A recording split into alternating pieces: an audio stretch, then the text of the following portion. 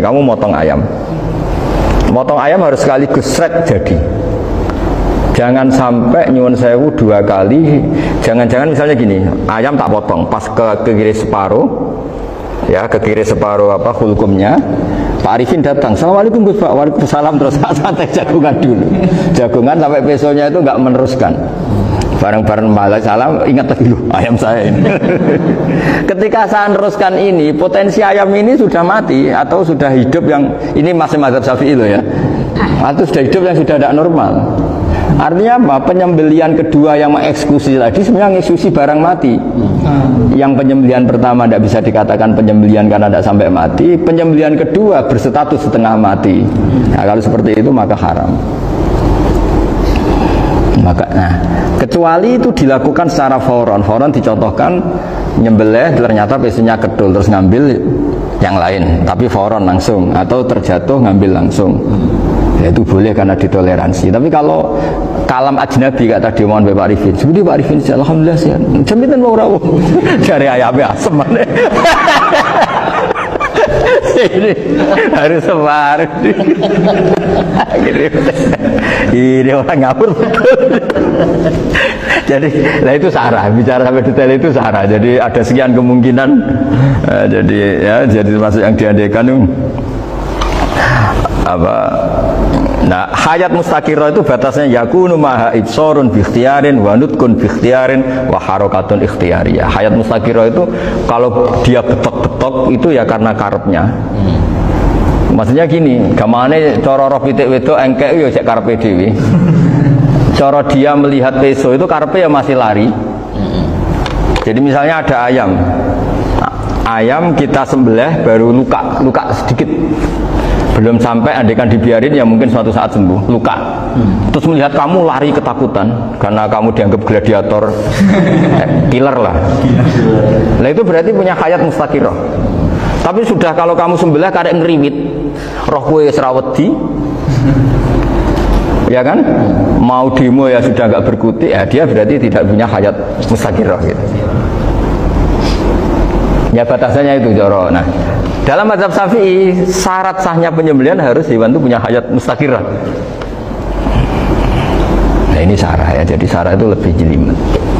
Nah makanya kenapa tidak boleh nyembelih pakai yang tumpul Mas Nafis? Takutnya ayamnya itu ngalami dokhtoh, atau kok ditekek. Misalnya sama nyembelih pakai peso tumpul, ini kini ketekek, takut.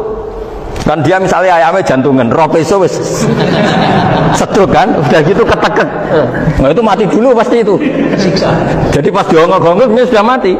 Jadi nanti kalau di akhirat, sepertinya saya sudah mati loh, ngawur. Wah apalagi nganggo keris naga sosro, wah itu sudah gereng sakti kan, diginikin tok sudah mati kan.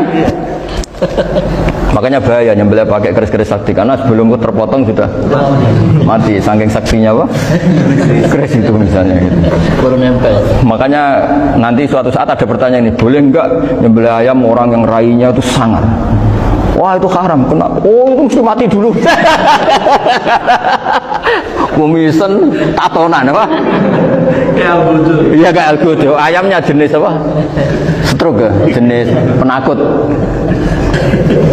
Pas mau disebelah gitu nggak mati. Jadi hati-hati ya nyembelih ayam. Jadi kalau orang kampung Pak Arifin ya, orang kampung mudin kampung, mungkin kalau orang kota sudah nyuwun sewu nggak peduli. Kalau orang kampung itu apa itu Pak Arifin? Kalau nyembelih jago itu sampai apa itu? Ilatnya dikeluarin dulu. Oh iya. Apa ini? Iya karena takutnya katanya beberapa yang kaget itu kelek apa? Iya ketelan ya. Itu ya ada kearifan gitu, tapi ya terlalu ya menyiksa ayam. Tapi memang potensi katanya Pak Arifin. Katanya yang ahli-ahli itu ya. Jadi kalau dia jago ya mau disembelih, saking takutnya itu. Kalau orang Jawa kalau takut kan yang ngelek itu ya. Orang Jawa loh ya, itu kalau orang takut kan kadang apa kayak nah ayam itu nak ketakut kadang ininya terus apa lidahnya masuk akhirnya pas disembelih ini nggak kena. Nah makanya terus banyak mudin yang punya ikhtiar tadi. Pernah lihat Bapak yang ayam jago itu ilatnya di ya itu ya tidak wajib, cuma tidak bisa kita salahkan. Tapi kata penyembelih-penyembelih yang lain tak tanya eksekutor yang lain, pokoknya rodok dipenegus. Iku seraiso. Saya belum pernah nyembelih ayam karena ini kan selain nggak profesi saya juga nggak mentolonan saya. Tapi ini beberapa kefiah ya, yang penting kita tahu ilmunya. Yang paling pokok itu qatul khulqum wal mari. Ya kira-kira dalan sing digo nafas sama digo makanan tadi. Ya tapi itu tadi caranya semua itu harus tadi mengalami atau masih punya hayatun mustaqirah. Nah, takutnya dalam konteks nyembelih yang apa tadi? Saya bilang separuh tadi. Itu jamnya normal enggak? Itu sudah jam 11 ini. 10. Oh, jam mati almarhum itu. Itu enggak halal disembelih itu sudah maitah ya. 10, 14, 10. Iya ya. Ya makanya saya bingung lihat jam. Ya jadi itu Pak Wafa ya, pentingnya sarah itu seperti itu. Matan itu kan asal nyembelih saja, tapi di sarah diterangkan jangan hanya nyembelih, yang disembelih harus ada hayatun mustaqirah, karena dikatakan penyembelihan adalah menghilangkan nyawa dengan cara yang syariah. Nah, kalau nyawanya saja sudah hilang bukan nyembelih gitu. Nah, potensi itu ada ketika jago kamu sembelih pakai yang tumpul. Ini ada dokhtoh. Loh, hewan itu juga kayak manusia loh, karena punya hati. Ketika takut saja mati. Nah, takutnya ulama kan ini ngalami dokhtoh. Kayak orang ditekek kan mati kan, ditekek kaget. Contoh gampang gini, orang ditekek perempuan kemungkinan mati itu kecil, karena murni hanya ngalami pernafasan. Tapi nak ditekek wong gagah tatonan kan terus dua reaksi tubuh. Takut sama gak bisa bernafas, itu kan lebih cepat apa? Mati. Kira-kira kan gitu. Lah ini sudah takut dongok-dongok itu kan nyiksa. Saya sering ketemu orang yang ahli nyari ular, nyari apa. Itu ya gitu. Filosofinya sama seperti orang perang. Harus bikin takut. Iku kewan Gus nak disuwentak iku teleleken, jare teleleken iku apa Pak Anda bicara bahasa Betawi ini itu. Orang kaget terus terpaku itu. Teorinya Khalid bin Walid kan gitu. Kalau perang supaya musuh takut. Kamu tahu kami siapa?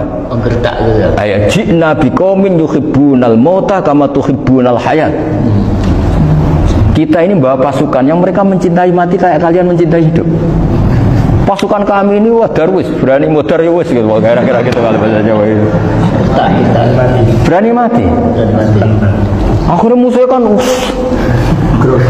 nah, di antara syaratnya perang kan gitu, harus bikin musuh itu takut, ya, gemeter. Nah telelekan itu gampang gitu, telelekan itu pokoknya tadi loh Arifin, kepaku tadi. Nah, agak berkutik. Paham ya? Nah jangan-jangan ayam yang kita sembelih mau wis wedi dongok-dongok mati duluan gitu. Nah makanya terus kata musannaf kalau bisa itu wa yakunu madzukira bidafatin wahidah. Kalau itu usahakan sekali jadi. Tapi itu bukan berarti syarat sahnya harus sekali jadi. Kira-kira karena tadi nggak kebayangkan kalau baru separuh tak. Assalamualaikum Gus Pak. Waalaikumsalam Pak Arifin, sebuti kabarnya. Baru itu terus ingat diteruskan lagi. Kemungkinan ini sudah mati apa?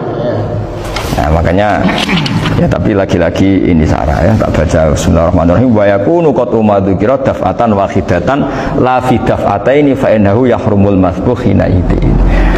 Kalau dua kali, tapi dua kali maksudnya yang satu kali ini mengakibatkan kematian, dikatakan penyembelihan belum sempurna, dikatakan hidup toh nanti pasti mati, berarti tidak mengalami hayatun mustaqirah. Paham ya? Jadi ini semoga dapat barokah dari para ulama. Jadi saya mohon nanti Pak Wafa, Pak Muntaha, teman-teman jangan hanya baca matan ya, pada level alim itu harus baca syarah, karena matan itu nyuwun sewu tidak cukup untuk menjawab sekian kemungkinan.